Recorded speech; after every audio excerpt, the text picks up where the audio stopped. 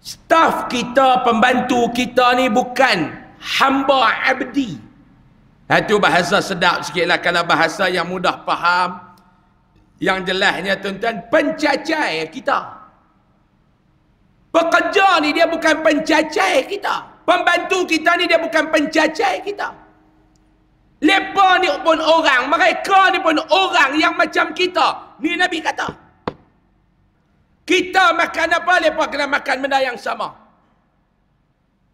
Kita makan dekat restoran 5 bintang, dia pun kena makan dekat restoran tu walaupun bukan meja sekali dengan kita. Majikan ni ada meeting, ada nak jumpa dengan orang, duduk. Pemandu dia ambil duduk tang tu. Kita makan dekat hotel, dia pun kena makan kat hotel. Ambil duduk meja sana, hang order, bill sini. Jangan kita makan dekat hotel, dia makan kat kedai mamak.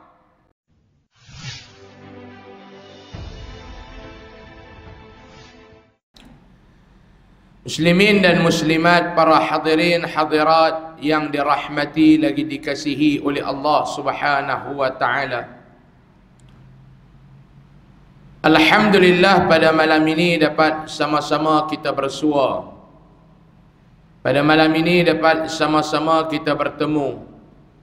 Pada malam ini dapat sama-sama kita berkumpul, berada di dalam majlis ilmu ini. Mudah-mudahan didoakan kehadrat Allah Subhanahu wa taala agar keberadaan kita, perkumpulan, perhimpunan kita pada malam ini berada di bawah naungan rahmat, berada di bawah keberkatan, dan kehadiran ini dijadikan pengampunan dosa oleh Allah Subhanahu wa taala terhadap kita. Amin.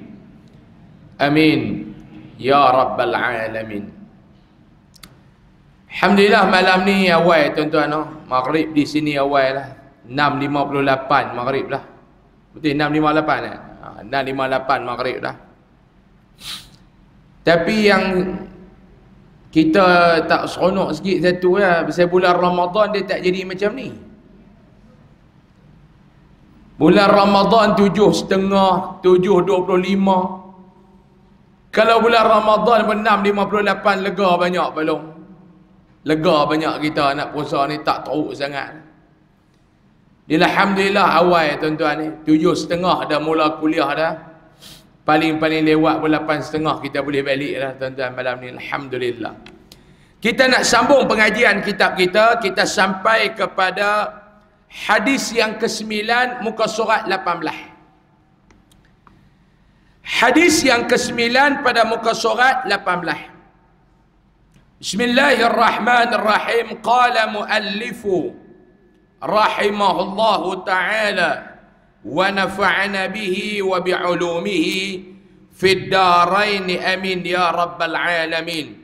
Wa qala an-nabiy sallallahu alaihi wasallam. Hadis ke-9 muka surat 18. Bertimbang rasa terhadap pekerja dan pembantu. Nabi nak cerita pula hari ini ada satu sifat yang perlu ada kepada setiap majikan, iaitu bertimbang rasa, ihsan kepada orang kerja di bawah, pekerja dan pembantu. Anil Ma'rur bin Suwaid radhiyallahu anhu qala: Ra'aitu Aba Dzarr radhiyallahu anhu wa alaihi hullatun wa ala ghulamihi mithluha. Fasa'altuhu an dhalik. فذكر أنه ساب رجلا على عهد رسول الله صلى الله عليه وسلم فعيره بأمه. فقال النبي صلى الله عليه وسلم: إنك امرؤ فيك جاهلية هم إخوانكم وخوالكم جعلهم الله تحت أيديكم فمن كان أخوه تحت يده falyut'imhu mimma ya'kulu wa yulbishu mimma yalbasu wa la tukallifuhum ma yaghlibuhum fa in kallaftumuhum fa'a'inuhum atau kama qala muttafaqun alaih. Hadis sahih riwayat Imam Bukhari, riwayat Imam Muslim. Artinya daripada Ma'mur bin Suwaid radhiyallahu anhu, kata dia, aku melihat Abu Zar radhiyallahu anhu memakai satu pakaian dan hambanya pun memakai pakaian yang sama nilainya. Ma'mur bin Suwaid dia kata, satu hari dia tengok seorang sahabat Nabi namanya Abu Zar Al-Ghifari. Nama ni kita bisa dengar dah, Abu Zar Al-Ghifari. Satu hari dia kata dia tengok Abu Zar ni dengan pembantu dia, dengan hamba dia. Abu Zar pakai pakaian yang macam tu dan hamba dia pun pakai pakaian yang seakan sama nilai dengan Abu Zar yang menjadi majikan dia tu.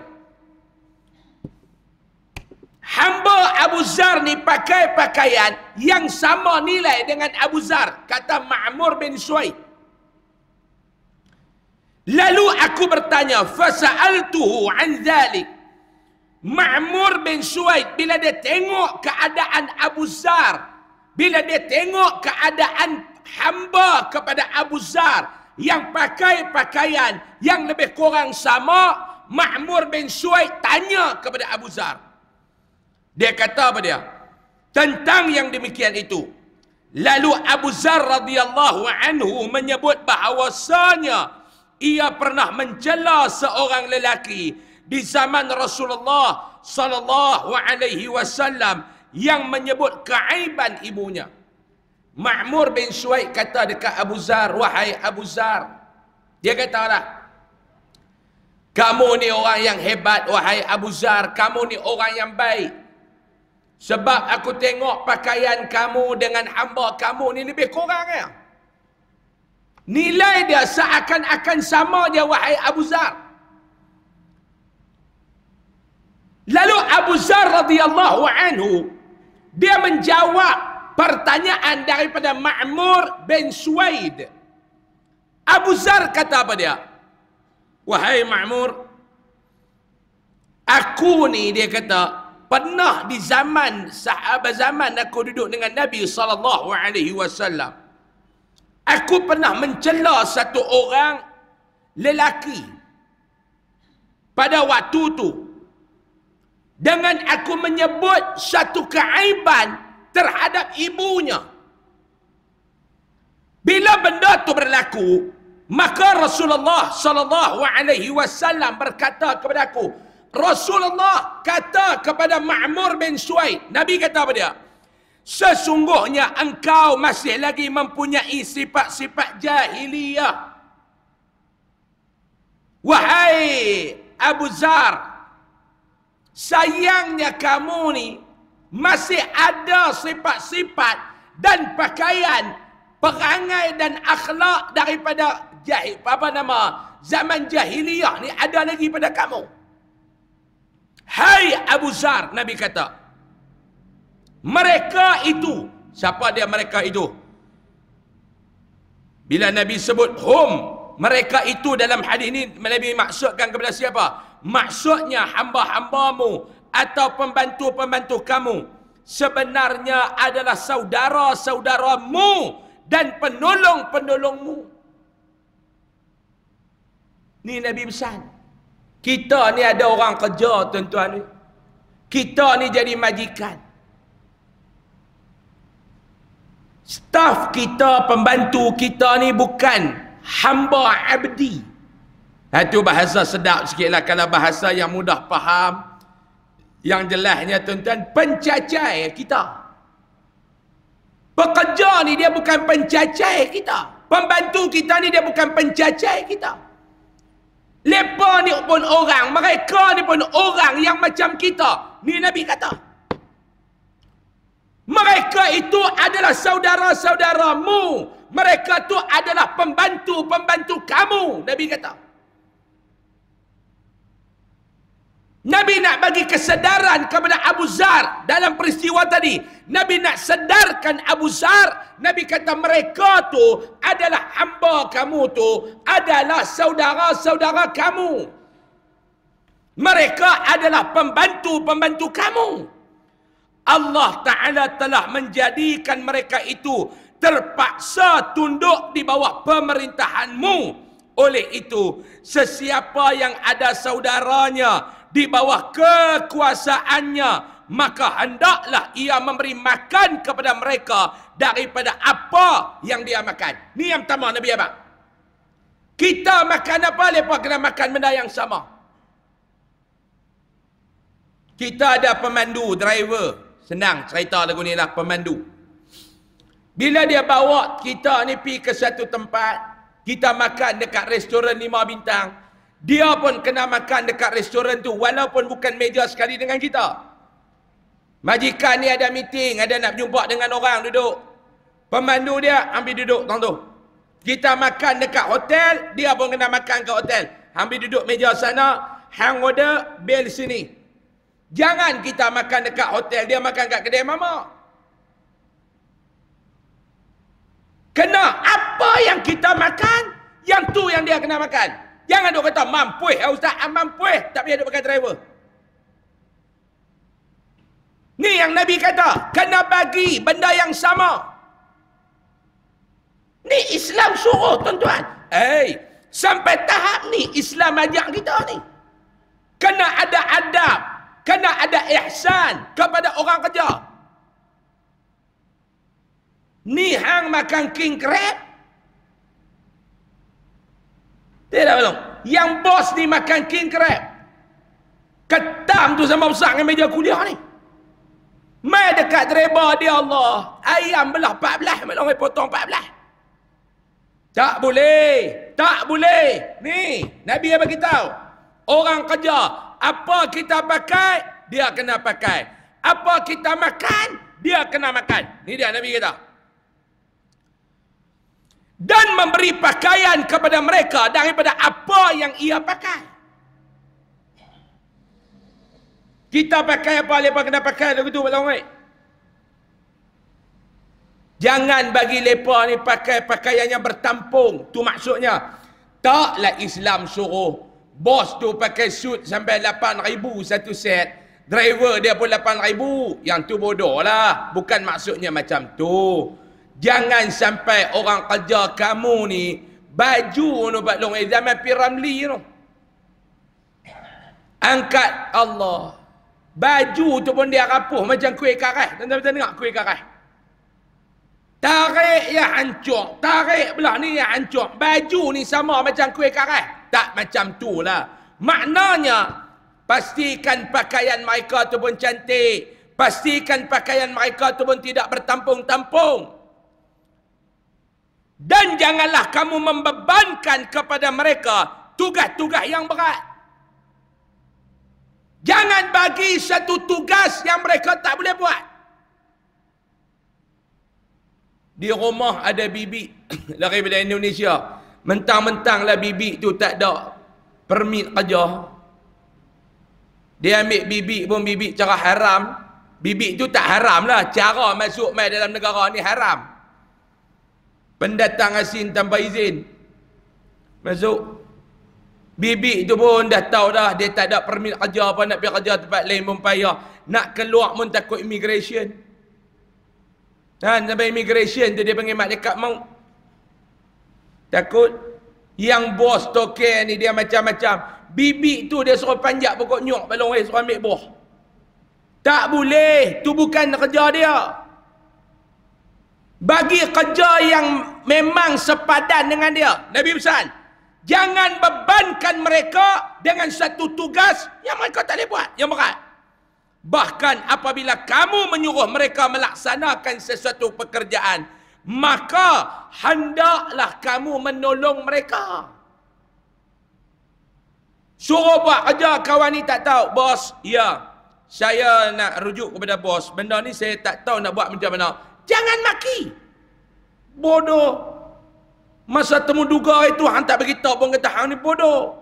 Mau tanya semua benda, hang boleh buat. Hari ni hang bodoh. Tak boleh, kena tunjuk ajar. Okey, you buat macam ni. Sini, sini, sini you buat. Okey, you balik buat. Tak faham, you main rujuk balik. Meringankan beban mereka. Ni Nabi pesan kepada Abu Zar. Yang pertama Nabi pesan kepada Abu Zar, hang kena anggap orang kerja hang, staf kamu, hamba kamu adalah saudara kamu. Ni yang pertama. Yang kedua, apa yang kamu makan, pastikan mereka makan. Apa yang kamu pakai, pastikan mereka pun sama. Tiga, jangan kamu bebankan mereka dengan sesuatu pekerjaan yang mereka tak mampu nak buat.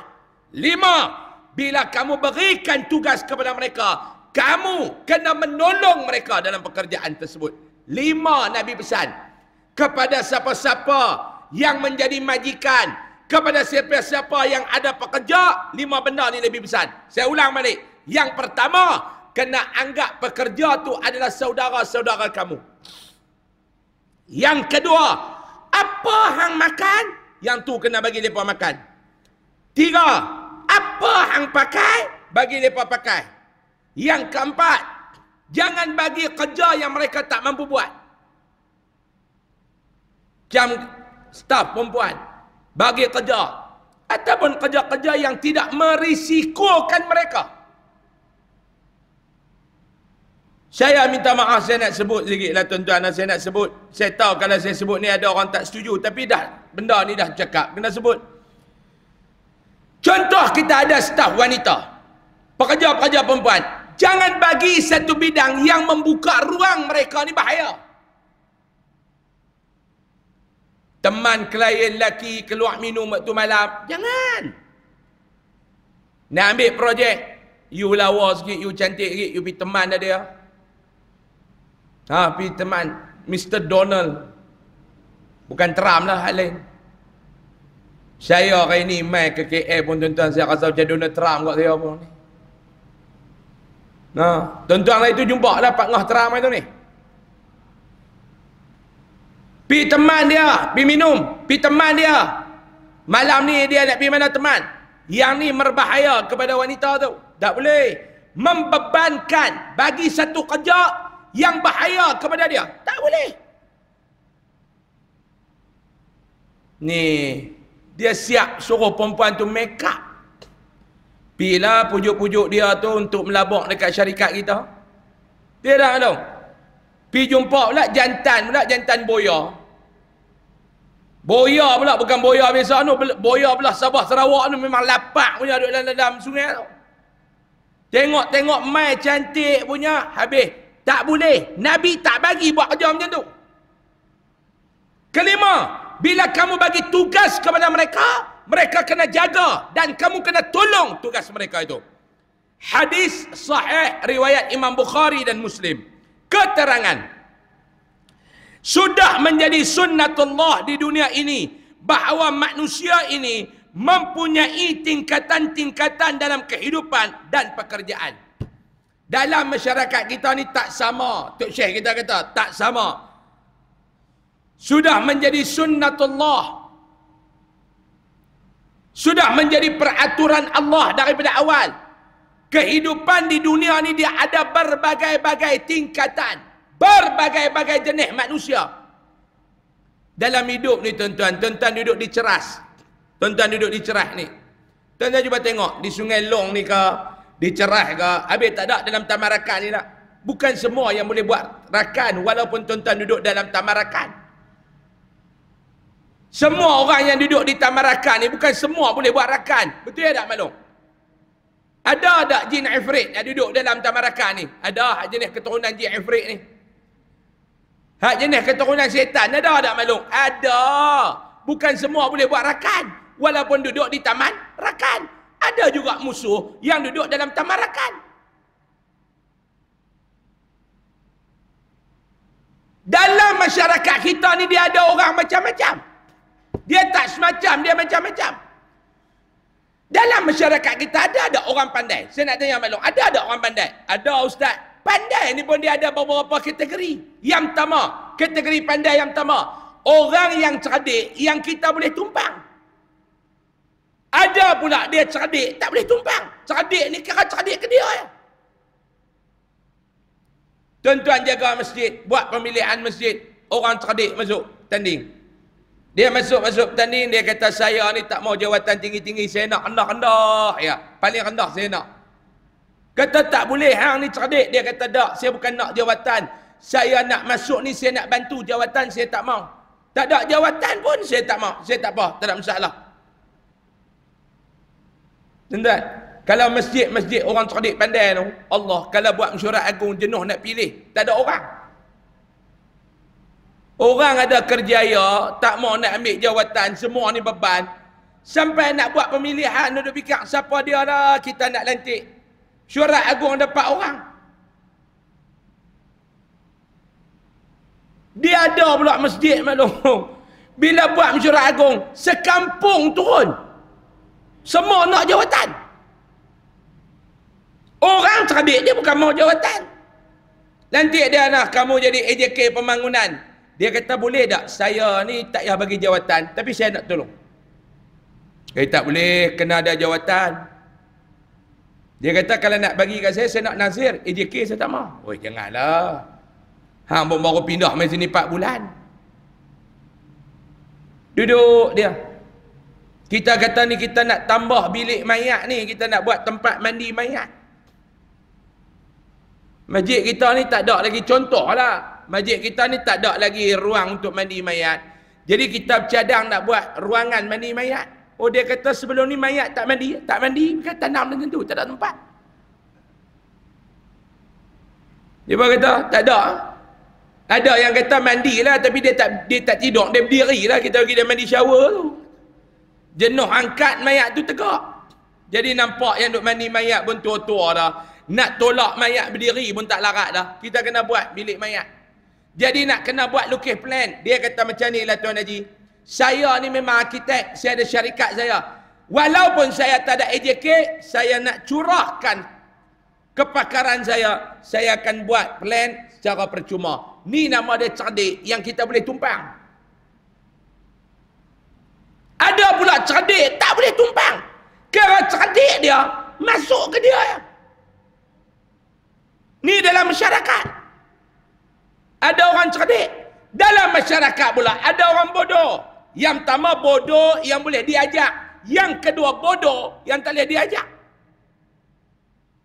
Bodoh yang tak boleh ajak ni Pak Long, kalau kita duduk tengkak dengan dia, buat habis ayak liok, buat kering ayak kencing. Saya ulang balik, bodoh yang tak boleh ajak ni, kalau kita duduk berdebat dengan dia, habis ayak liok, kering ayak kencing. Ayak liok ni habis pasal duduk bercakap, ayak kencing ni kering. Kira duduk berulang pergi kencing dia sebab lama. Duduk tengah dengan dia lama, pergi kencing. Mai pula tengah, tak habis, pergi kencing. Kering ayak kencing lagu tu ya. Sebab tu kalau berhadapan dengan orang bodoh, Pak Long jawab dekat dia, Inna lillah wa inna ilaihi raji'un. Mampu pergi kat hang lah, aku tak mau ambil tahu. Ni dia dalam masyarakat kita, kata Tok Syekh kita. Macam-macam. Ada yang alim, ada yang jahil. Tu yang saya kata tadi, ada yang pandai, ada yang bodoh. Dia kalau bodoh ni tak apa jenis pandai, bodoh dia buat pandai ni masalah. Buat acah-acah hati. Ni masalah. Ada yang kaya dan ada yang miskin dalam masyarakat. Ada pemimpin dan ada yang dipimpin. Ada yang menjadi buruh dan ada pula yang sebagai majikan. Dan begitulah seterusnya. Ini dalam masyarakat.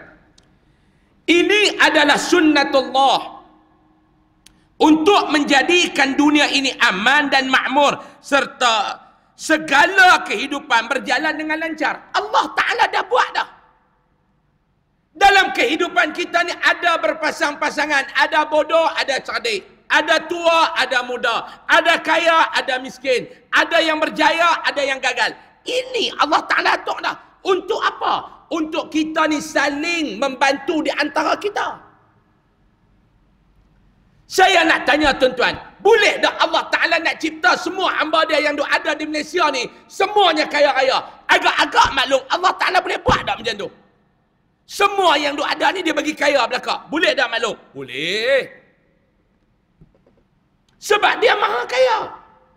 Dan boleh tak Allah Ta'ala buat semua yang ada di Malaysia ni, semua miskin bapa kedana belakang? Boleh tak? Boleh.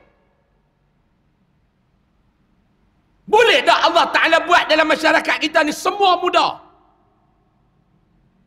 Kira yang main dengar kuliah, hak mengajar, yang dengar, semua muda. Tak ada tua-tua. Kira bersila 2 jam pun tak ada masalah.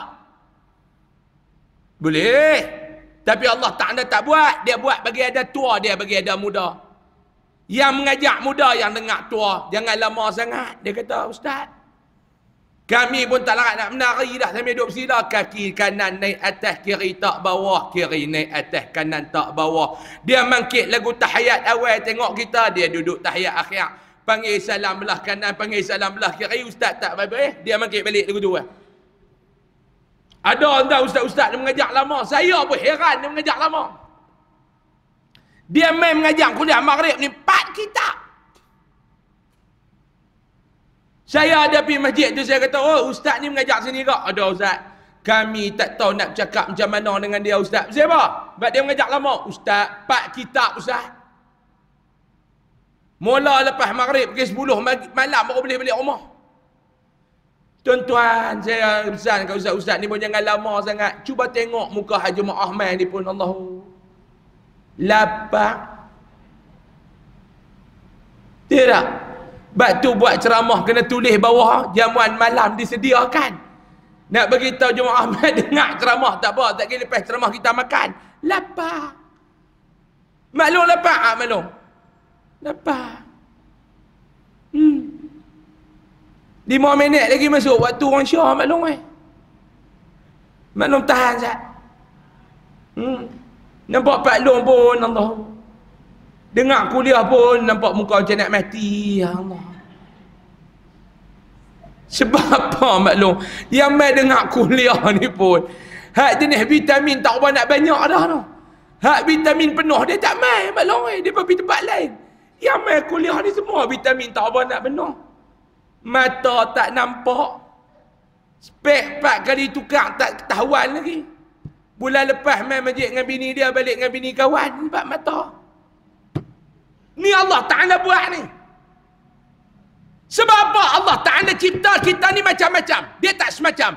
Sebab yang pertama, Allah sebut dalam Al-Quran, untuk apa dia? Lita'arafu. Untuk kita hidup ni, kena kenal, mengenali di antara satu sama lain. Tuan-tuan cuba tengok jari kita maklum.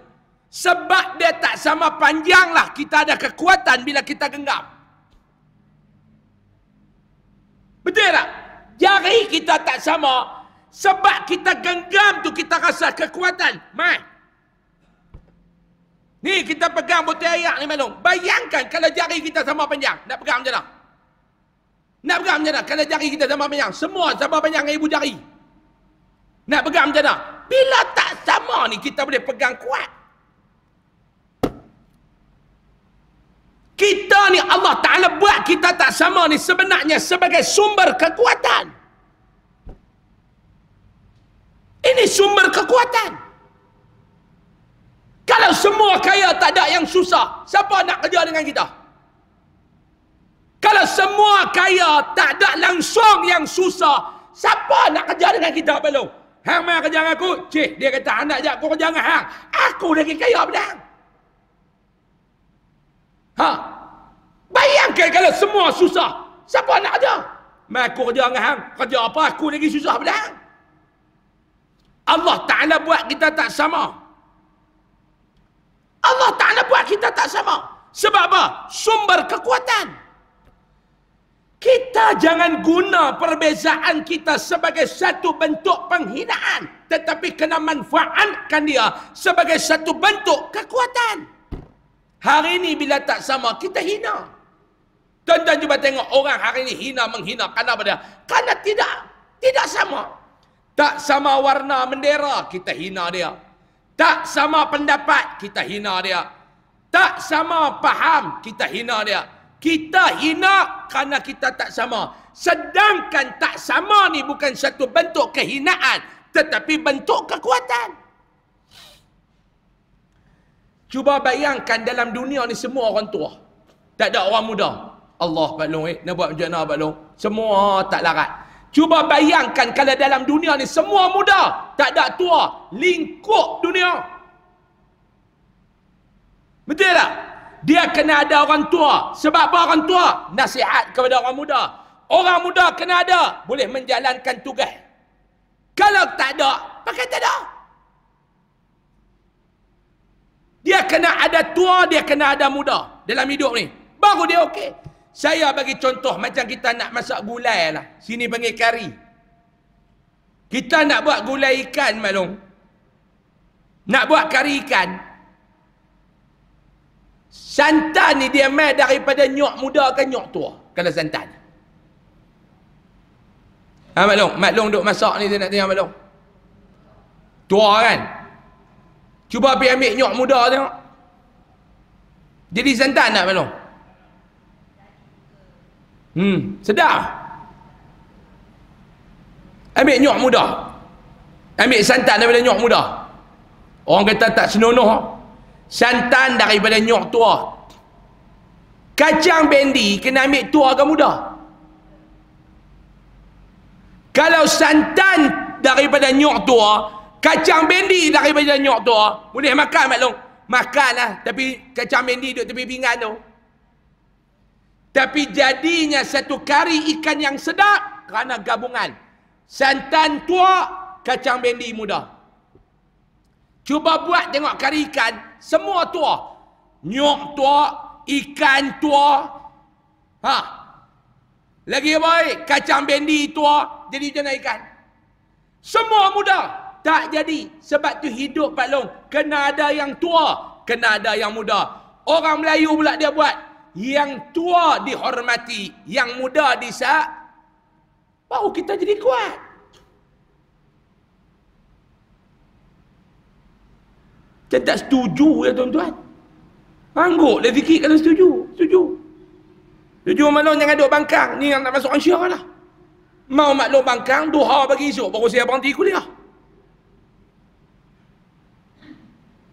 Kita kena urus perbezaan kita ni, kita mesti dan wajib urus dengan cara yang terbaik. Hari ini orang kerana perbezaan dia menghina, kerana perbezaan dia memaki, kerana perbezaan dia memutuskan silaturahmi. Tak betul. Sunnatullah begitu, kata Tok Syekh kita. Allah Ta'ala telah menjadikan mereka itu terpaksa tunduk di bawah perintahmu. Oleh itu, mana ada tadi? Ada yang kaya, Ini adalah sunnatullah untuk menjadikan dunia ini aman dan makmur, serta segala kehidupan berjalan dengan lancar. Seandainya manusia di dunia ini semuanya kaya, maka siapa yang mahu disuruh membuat kerja bagi yang rendah seperti mencuci longkang, menyapu sampah dan jalan? Di jalan. Kalau semua kaya, siapa nak buat kerja tu? Begitu pula sebaliknya. Kalau semua manusia yang ada di dunia ini semuanya miskin, maka siapa pula yang akan membangunkan negeri dan yang memberikan pekerjaan dan gaji kepada orang lain? Dan begitulah seterusnya dalam perkara-perkara yang lain. Kalau semua susah, ekonomi nak berjalan macam mana? Macam mana kita nak jalankan ekonomi, nak buka peluang pekerjaan dan sebagainya? Sebab tu kena ada yang kaya, sebab tu kena ada yang miskin. Yang kaya membantu yang miskin, yang miskin menghargai bantuan yang kaya. Sebab tu kita ni, bila ada orang duk bantu kita, saya nak sentuh juga benda ni untuk tarik perhatian tuan-tuan. Kalau ada di kalangan kita yang menerima bantuan daripada orang kaya, saya nak pesan, Dia menerima bantuan daripada orang kaya. Apa adab yang kita kena? Orang kaya bagi bantuan kepada orang yang kurang berkemampuan. Bila orang yang berkemampuan, yang kurang berkemampuan ini menerima sumbangan daripada orang kaya, ada 3 benda diajar oleh Imam Al-Ghazali untuk kita buat. Tuan-tuan tolong peringat kepada siapa yang duk terima sumbangan daripada orang kaya ni. 3 benda dia kena buat. Apa dia? Yang pertama, terimalah sumbangan tersebut dengan hati yang bersyukur.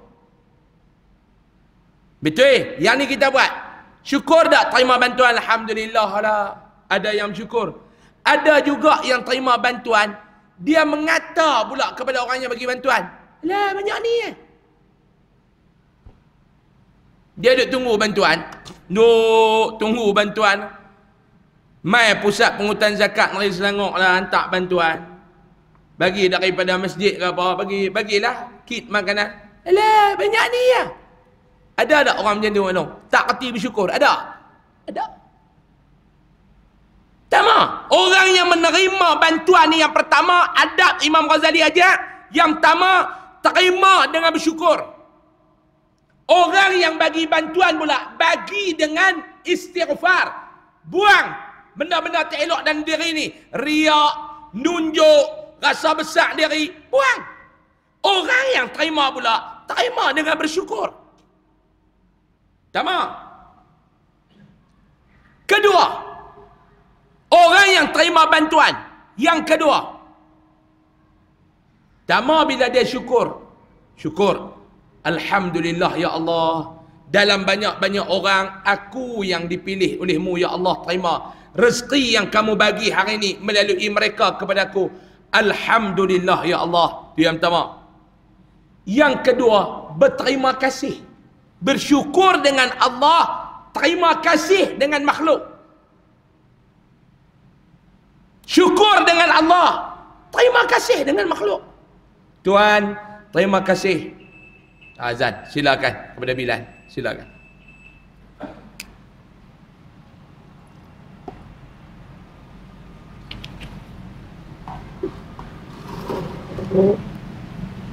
Bismillahirrahmanirrahim.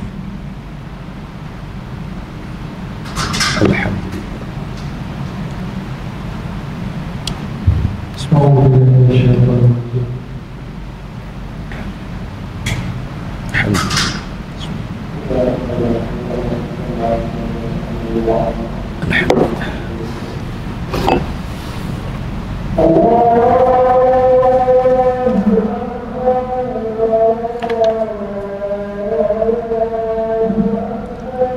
Allahu Akbar, Allahu Akbar.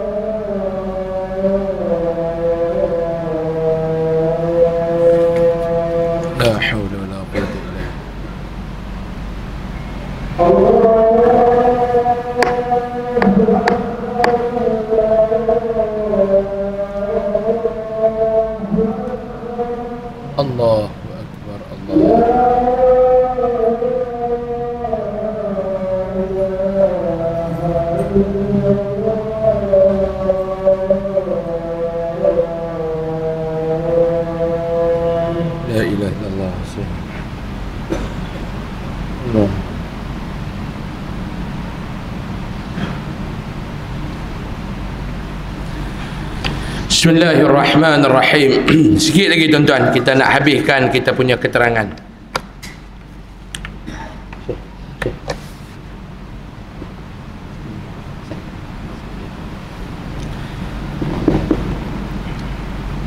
Saya ulang balik tentang adab yang disebut oleh Imam Al-Ghazali rahimahullahu ta'ala yang kena ada pada kita. Pertama, orang yang menerima bantuan daripada orang ni, yang pertamanya syukur kepada Allah. Yang kedua, berterima kasih kepada orang yang memberikan sumbangan tersebut. Kalau dia tak bagi kepada kita, berlambak tempat lagi dia boleh bagi. Tuan, terima kasih Tuan kerana ingat kepada kami. Tuan, terima kasih Tuan kerana bantu kami. Kalau dia tak bagi kepada kita, berlambak tempat. Kalau orang Kedah kata, berlambak hauk lagi tempat yang dia boleh bagi. Tapi tak, dia ingat kepada kita. Dia mai kepada pihak masjid, dia jumpa dengan Tuan Nazir. Ustaz, Tuan Haji, saya bercadang nak bagi sumbangan, saya nak buat keluar zakat daripada syarikat saya. Kalau boleh cari 200 orang asnaf, orang yang kurang berkemampuan.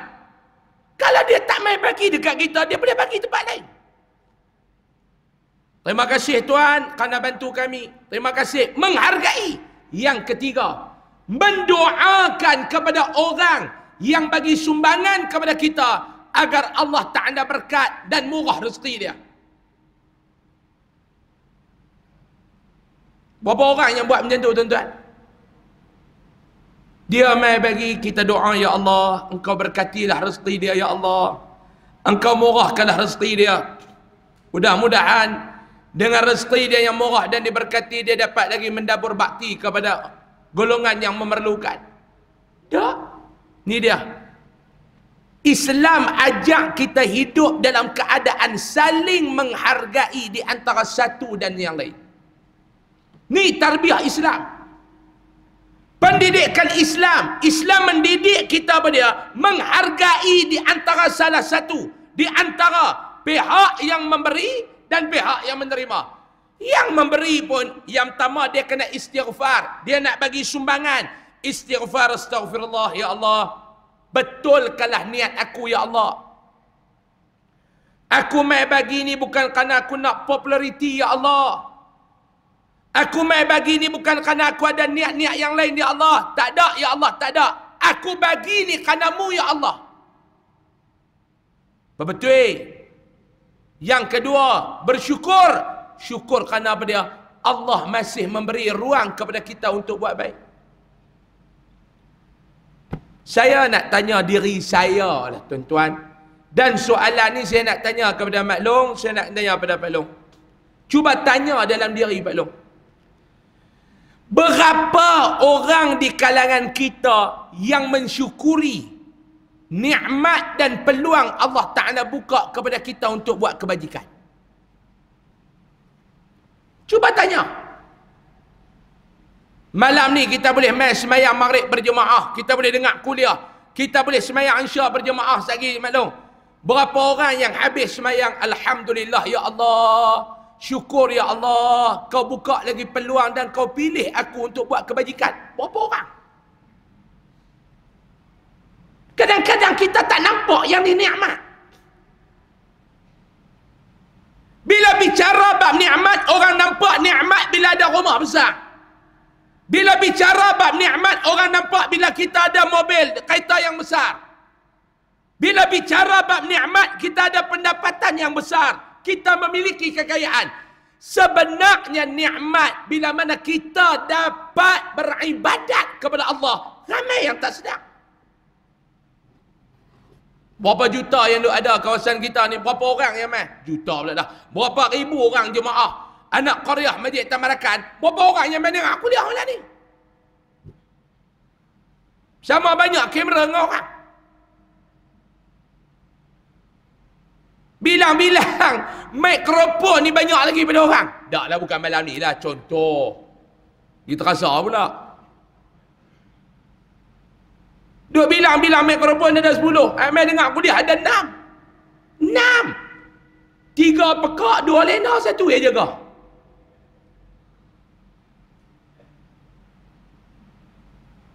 Berapa orang yang reti menghargai nikmat Allah Ta'ala buka peluang untuk beribadat kepada Allah di hadapan dia? Berapa orang? Jaga. Saya ni pun maklum, Allah Ta'ala uji jadi ustaz. Allah Ta'ala uji saya. Bila jadi ustaz, bila orang kenal, bila ada nama, dia mula. Dia serba duduk berjalan nanti hayang, dia mula. Ni aku main mengajak masjid ni jauh mereka bayar berapa ratus kat aku. Ni aku main ni masjid ni nak bagi berapa ratus kat aku, berapa ribu dekat aku. Saya kena jaga hati ustaz-ustaz ni pun. Kena jaga hati ustaz-ustaz ni pun. Nikmat yang terbesar kepada ustaz-ustaz ni sebenarnya apa dia, tuan-tuan? Saya katakan tadi dekat tuan-tuan, syukur bila Allah Ta'ala buka peluang untuk kita ni beribadat. Ustaz-ustaz ni pula, tuan-tuan. Ustaz-ustaz ni pula, Allah Ta'ala bagi kat kita ni peluang. Pada saya lah. Apa nikmat terbesar dalam hidup saya, maklum? Lillahi Ta'ala saya bercakap, bila mana peluang Allah Ta'ala buka kepada saya, orang nak dengar saya bercakap bab agama. Ni nikmat besar, maklum.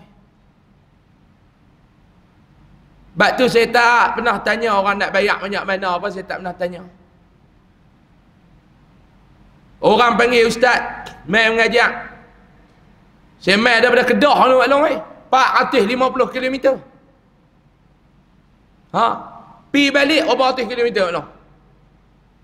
450 ni sampai dekat Tol Duta. Duta sampai sini buta, maklum.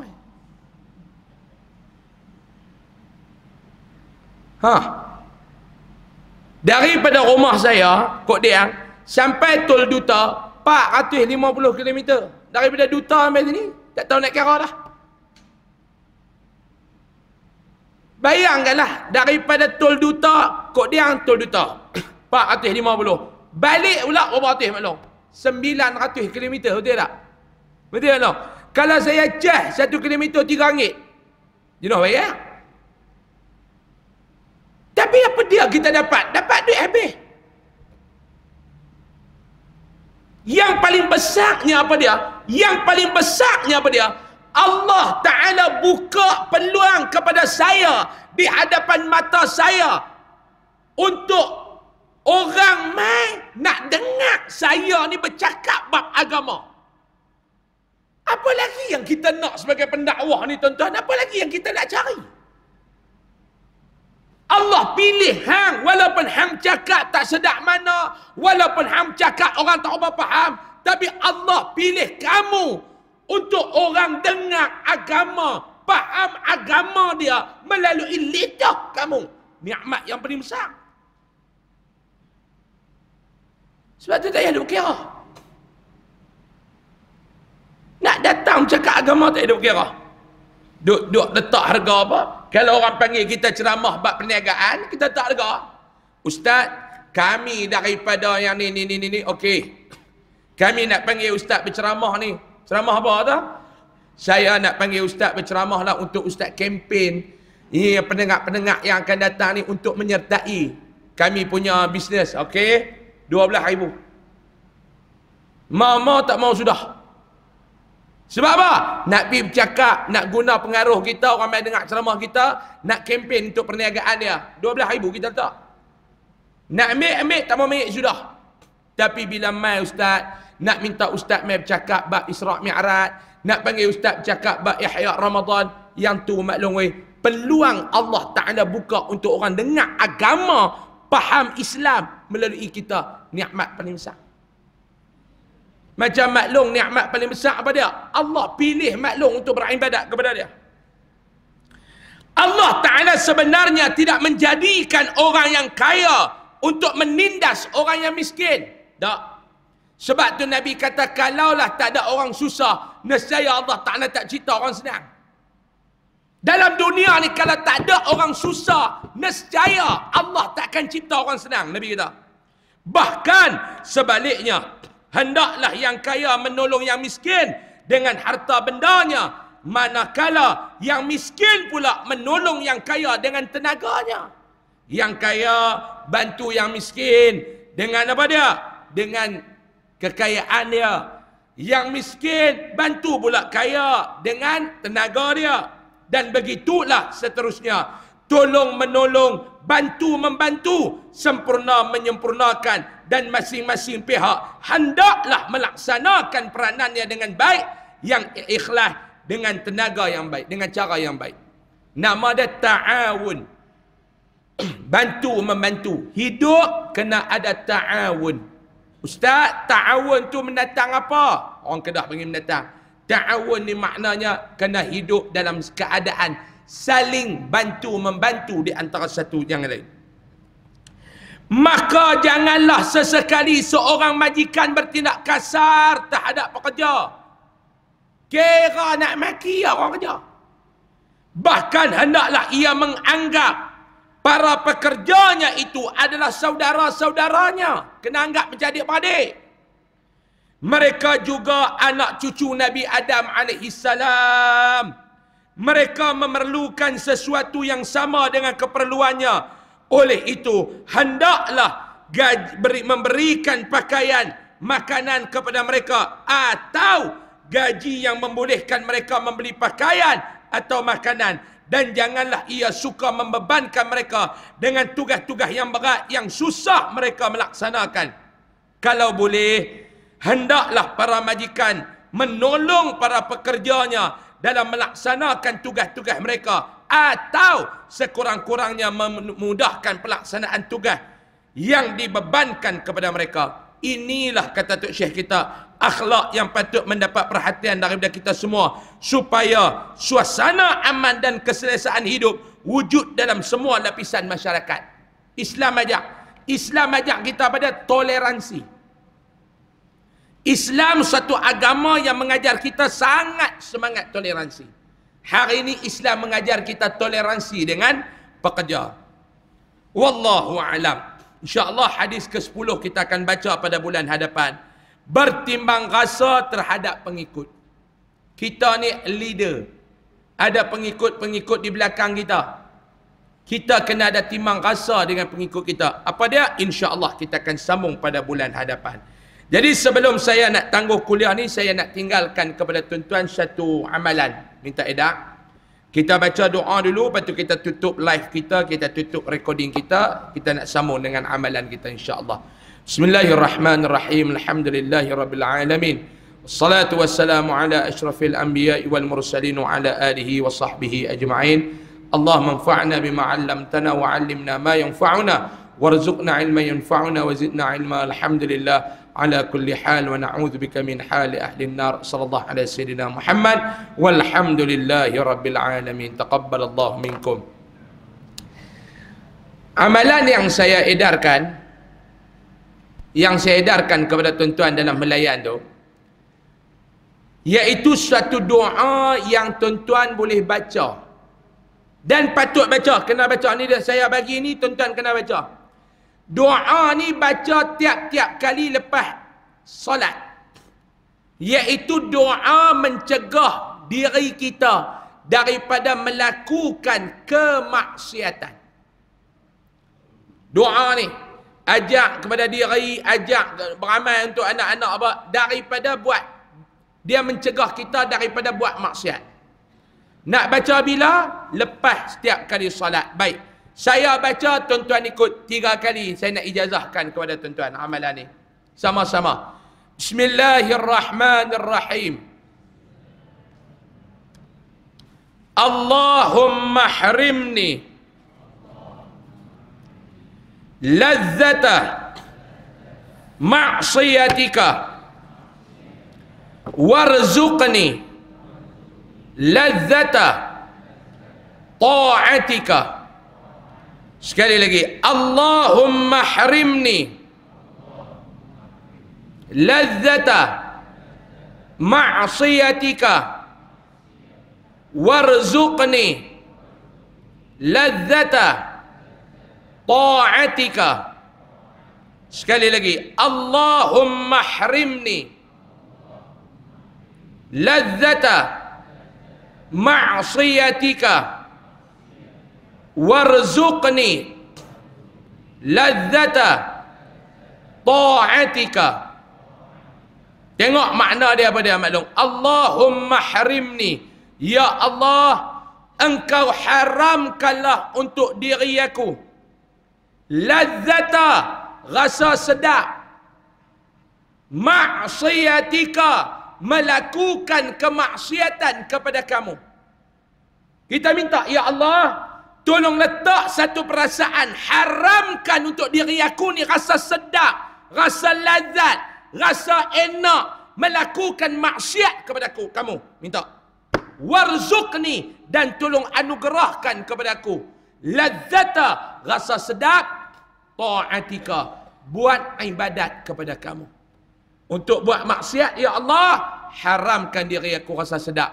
Untuk buat ibadat, tolong bagi dekat diri aku ni rasa sedap. Nak beramal bila maklum? Lepas mayang. Kalau jadi imam, Allahumma harimna, lepas tu warzuqna. Kalau seorang-seorang, Allahumma harimni warzuqni. Kalau jadi imam, Allahumma harimna warzuqna. InsyaAllah, mudah-mudahan doa saya dan kita bersama, Allah menjadikan diri kita ni tergolong dalam golongan yang benci kepada maksiat, yang suka kepada ibadat. Allahumma amin ya rabbal. Dan sebelum saya nak tutup, habis mayang sekali macam biasa lah tuan-tuan, di luar sana maklum tengok ada tabung-tabung yang saya letak. Malam ni saya nak minta tolong 2 benda kat tuan-tuan. Yang pertama, dalam tabung ni saya nak minta tolong untuk kita bantu 2 orang pelajar di Mahat Tahfiz Yayasan Ar-Riyadah, yang mana seorang anak yatim dan seorang lagi ni keluarga dia ada masalah sedikit tentang kekangan kewangan. Saya tak mau ceritalah masalah kekangan kewangan ni sebab apa. Dia ada ayah, tapi ayah dia ni Allah Ta'ala uji sikitlah kemampuan. Tuan-tuan tahu tak macam-macam cerita ke dalam budak ni. Saya bagi satu cerita lah kat tuan-tuan lah, apa yang saya bisa hadap. Ada satu pelajar kita ni, dia hafal dekat 30 juzuk Al-Quran. Ayah dengan mak dia ada. Ayah dia ni dia ambil upah, duduk cuci kebun. Di Perlis ni, di kebun harum manis, dia duduk cantas-cantas pokok harum manis apa semua. Satu hari dia berjalan-jalan, dia tersepak batang pokok yang dia tebang tu, tersembam jatuh, mata dia tertikam dengan batang kayu dia cantas tu. Inilah antara cerita yang dulu. Tapi yang ayah dia ni saya tak mau cerita, saya tak mau nak aibkan. Cuma saya habaq kat tuan-tuan, dia tak ada kemampuan. Masalah yang Allah Ta'ala uji mereka. Seorang ni anak yatim. Jadi kalau tuan-tuan nak bantu, sebab baru ni saya dapat maklumat mereka ni tertunggak yuran ni daripada awal tahun itu lagi. Jadi pihak Mahat ni dia kata duk minta bayar, mereka tak boleh bayar. Bila tak boleh bayar, waris ni apa tindakan yang dia nak buat? Dia nak buat keluar anak dia daripada sekolah tu lah. Jadi anak dia duk hafal Quran, kita tak mau kita nak selamatkan anak dia. Tapi tuan-tuan nak bantu, tabung ada kat luar. Itu yang pertama. Yang kedua, dalam tabung tu juga saya nak minta tuan-tuan bantu. Ada satu keluarga asnaf yang seorang ibu ni dia terlantang atas katil, dia ada 4 orang anak. 3 orang ni anak dia ni Allah Ta'ala uji lah. Jadi bini orang, 2 orang, tak kerja apa. Anak dia tak kerja apa, jadi isteri orang. Satu lagi ni, kurang berkemampuan. Anak dia yang sulung lelaki ni duk bela mak dia. Anak dia ni kerja tukang kebun sekolah. Mak terlantak sebelum dia nak pergi sekolah, kerja, dia akan bawa mak dia pergi mandi, tukar pampers mak dia, bagi mak dia makan apa. Mak dia main tidur atas katil tu.